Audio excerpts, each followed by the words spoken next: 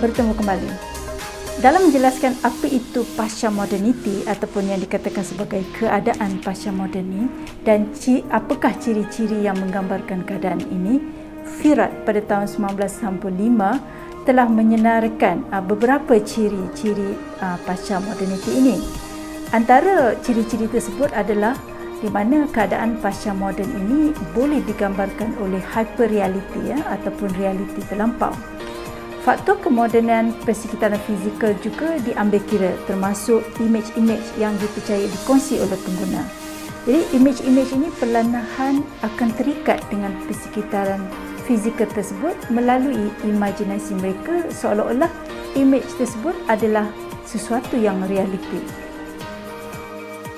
Apa petunjuk kemunculan keadaan pasca moden ini dalam industri pelancongan? Yang pertama, kita melihat keperluan pengguna dalam perkhidmatan pelancongan dan produk berubah dan keinginan mereka untuk terlibat dalam pelancongan yang berbentuk massa pula semakin berkurangan. Yang kedua, mereka lebih untuk berusaha mendapatkan pengalaman baru yang lebih bersifat playful, permainan interaktif, penuh dengan imej dan idea yang mana mereka boleh menjadi sebahagian ataupun mereka boleh berpindah-pindah, bertukar-tukar kumpulan tanpa ada sebarang komitmen. Ciri yang lain juga, mereka ini ingin terlibat untuk mendapatkan pelbagai jenis pengalaman dan oleh itu mereka bertukar kepada sesuatu tempat atau perkhidmatan dengan begitu pantas. Pelancongan pasca moden juga dikatakan tidak takut untuk terlibat dalam aktiviti ataupun acara-acara pelancongan yang berbentuk simulasi ataupun dipanggil simulated touristic event. Ada ketika pelancong pasca moden ini mereka tidak perlu untuk meninggalkan tempat tinggal mereka sendiri, sama ada negeri mereka ataupun negara mereka untuk mendapatkan pengalaman pelancongan sebegini ataupun yang dipanggil home touristic event. Apakah maksud tidak perlu meninggalkan tempat kediaman kita? Ini merujuk kepada konsep yang dipanggil cosmopolitanism global oleh Lurie pada tahun 1997. Konsep ini merujuk kepada keinginan kita kepada budaya lain, sama ada untuk merasai atau mendapatkan pengalaman dengan budaya lain. Keadaan ini telah membentuk identiti dan mentaliti hybrid yang kepelbagaian yang akhirnya akan membawa kepada pengkayaan dan perkembangan budaya yang dipanggil domesal ataupun tempat tinggal sendiri.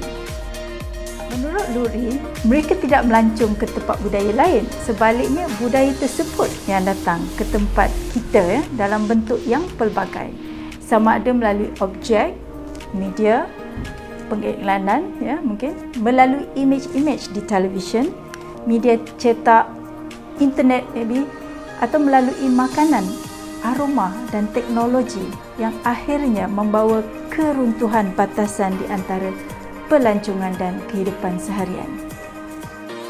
Contoh saya bagi contoh mungkin anda tidak perlu ke United Kingdom contohnya untuk merasa pengalaman memetik strawberry. Kerana anda boleh dapatkan pengalaman tersebut di Cameron Highland. Kita ada fruit picking di Cameron Highland. Jadi kita dapat merasai pengalaman tersebut di negara sendiri walaupun mungkin bukan di negeri yang anda tinggal. Anda tidak perlu juga ke Amerika contohnya untuk melihat kehidupan budaya masyarakat Amerika, kerana kalau anda dengan secara tekunnya menonton cerita drama-drama daripada terbitan Amerika, kamu boleh dapat gambaran kehidupan masyarakat di Amerika. Jadi siapakah yang dikategorikan sebagai pelancongan pasca ataupun post-turis ini? Pada awalnya, Pfeiffer 1985 telah merujuk pelancong pasca ini kepada mereka yang tidak perlu meninggalkan tempat tinggal mereka untuk melihat ataupun menatap objek tipikal tatapan pelancong. Pengalaman pelancongan boleh didapati di rumah macam saya sebutkan tadi, dengan menggunakan TV dengan melihat rancangan pengembaraan dan juga dengan menggunakan teknologi internet dan juga program perisian yang tertentu. Mereka ini mahir dengan teknologi baru dan agak responsif kepada teknologi media sosial. Oleh itu, mereka mendapat banyak maklumat mengenai pelancongan melalui kepelbagaian bentuk media ini. Oleh itu, tingkah laku pelancong pasca ni banyak dikaitkan dengan kemahiran penggunaan teknologi moden seperti teknologi ICT. Kemudian, konsep ini dikembangkan oleh ahli sarjana terkenal yang lain seperti John Ury tahun 1990 Roger tahun 1997 dan juga Ritzer pada tahun 1998 untuk mengembangkan konsep pelancongan pasca ini. Pertamanya beliau merujuk pelancong pasca ini kepada generasi baru pelancong yang mengelak untuk pergi ke tempat-tempat yang popular dan mengelak untuk menggunakan peta sebagai panduan, tetapi lebih menggunakan panduan seperti berjalan kaki ataupun walking guide.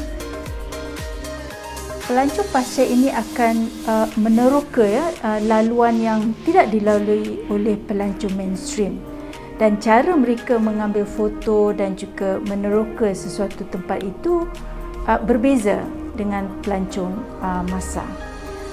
Mereka juga mengelak untuk melawat tempat-tempat yang menjadi tumpuan kebiasaan pelancong dan kumpulan pelancong ini dia lebih memilih untuk mencari pengalaman yang bersifat tidak konvensional, lebih untuk terlibat secara langsung dalam budaya tempatan dan tinggal dalam tempoh jangka masa yang lebih panjang dengan masyarakat yang mereka lawati.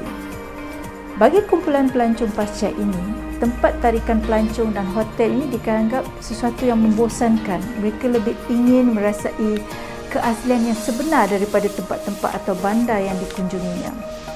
Dan dengan bantuan teknologi dan organisasi seperti organisasi Airbnb contohnya, pelancong pasca ini berharap akan dapat melibat sama diri mereka dengan masyarakat tempatan.